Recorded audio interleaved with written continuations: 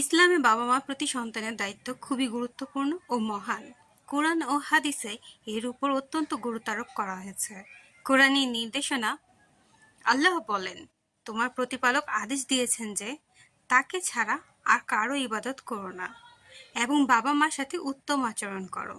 তাদের একজন অথবা উভয়জন যদি তোমার জীবন দশায় বার্ধক্যে উপনীত হয় তবে তাদেরকে উফ পর্যন্ত বলো না এবং তাদের ধমক দিও না, আর তাদের সাথে সম্মানসূচক কথা বলো। সূরা ইসরা ১:৭-২-৩। সন্তানের প্রধান দায়িত্বসমূহ: ১. শ্রদ্ধা ও ভালোবাসা দেখানো। সবসময় আদব ও নম্রতার সাথে কথা বলা এবং ব্যবহার করা। কখনো কটু কথা বা অভদ্র আচরণ করা যাবে না। ২. আজ্ঞাবহ হওয়া। বাবা মার বৈধ আদেশ ও চাহিদা মেনে চলা, যদিও তা শরীয়তের পরিপন্থী না হয়। ৩. দুঃখ কষ্ট দূর করার চেষ্টা করা।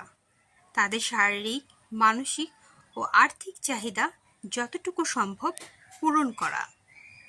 ৪. সেবা ও খেদমত করা।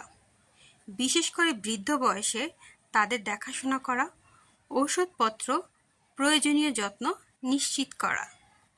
৫. দোয়া করা। সব সময় বাবা মায়ের জন্য দোয়া করা। হে আমার রব, তাদের প্রতি রহম করো, যেমন তারা আমাকে ছোটবেলায় লালন পালন করেছেন। সূরা ইসরা ১:৭-২-৪। ৬. উত্তমভাবে কথা বলা ও ব্যবহারে কোমলতা রাখা।